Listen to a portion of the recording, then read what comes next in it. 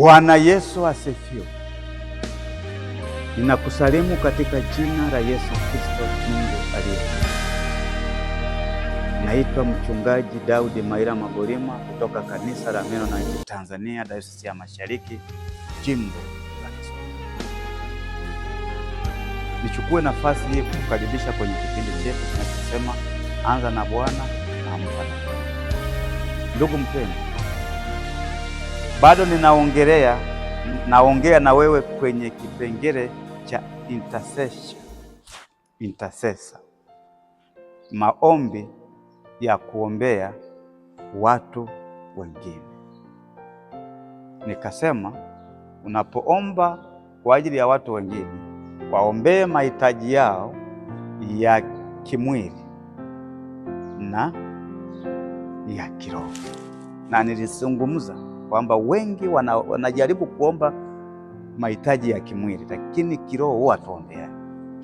Sasa leo hapo kwenye maombi haya ya kuombea watu wengine, kipengele cha mwisho, na nitafunga kwenye hiki kipengele aina hizi, na tutakuja kuongea aina za style za kuomba.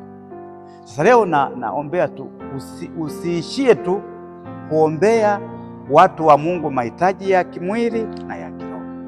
Jambo lingine la muhimu na la mwisho ni kuwaombea. Sasa ukishamaliza kuwaombea mahitaji ya kimwili na mahitaji ya kiroho, omba kwa ajili ya ulinzi. Ombea watoto wa Mungu ulinzi. Ulinzi kwenye maisha yetu ni kitu cha muhimu sana. Yatupasa kuombeana sisi kwa sisi ulinzi. Tunatamani ulinzi wa Mungu utulinde, ukatuzunguke, ukatupiganie, ukatutetee. Ani mahali tunapokanyaga, mahali tunapopita, mahali tunapolala, mahali tunapokwenda, tumezungukwa na ulinzi wa Mungu. Bwana Yesu asifiwe. Ulinzi wa Mungu ni kitu cha muhimu sana kwenye biashara zetu, kwenye mifugo yetu, kwenye maofisi yetu, kwenye viti tunavyokalia, iwe ni majumbani tunakolala kwenye vitanda, iwe ni kwenye mabafu tunakokwenda kuoga, iwe ni kwenye vyumba vyetu, iwe ni kwenye majirani zetu, iwe ni mahali popote tunapopita. Hakikisha unaomba ulinzi.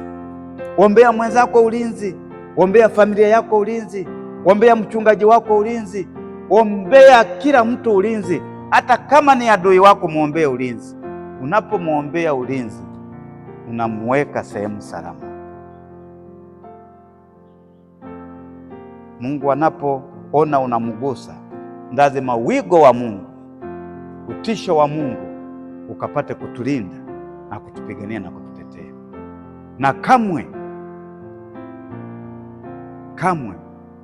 hautashambuliwa na adui shetani. Kwa nini hautashambuliwa na adui shetani?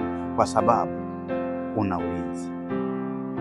Ndugu mpendwa, mtoto wa Mungu, tuombeane ulinzi kwenye safari yetu hii tuliyonayo, maana shetani anatutafuta kila siku. Shetani anapokuja kwetu akatukuta hatuna ulinzi, anaturarua. Anapoleta maajenti wake, anapoleta mawakala wake, anatukuta hatuna ulinzi wa Mungu, lazima atuangushe. Kanapokuja kabinti, kanapokuja kijana, anapokuja mzee anataka kukuangusha, anakukuta hauna ulinzi, atakuangusha. Lakini akikukuta wigo wa Mungu umekuzunguka,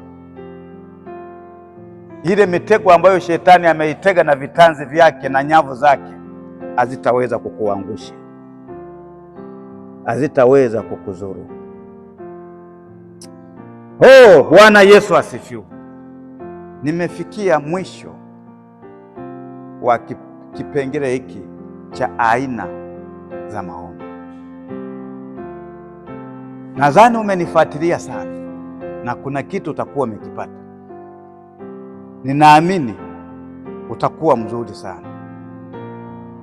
Kuna watu wengi nimewasaidia sana kwenye hiki kipengele, watu kujua aina ya maombi. Mungu akipenda nitakufundisha jinsi ya kuanza kuomba na kumaliza utukufu wa Mungu ukakufunike na kukulinda na kukuatamia katika jina la Baba na Mwana na Roho Mtakatifu. Amen. Tutakutana kipindi kingine kinachokuja ambacho tutaendelea cha maombi. Leo tumeishia hapa. Mungu anisaidie sana na Mungu akusaidie sana. Katika jina la Yesu Kristo naomba na kushukuru. Amen.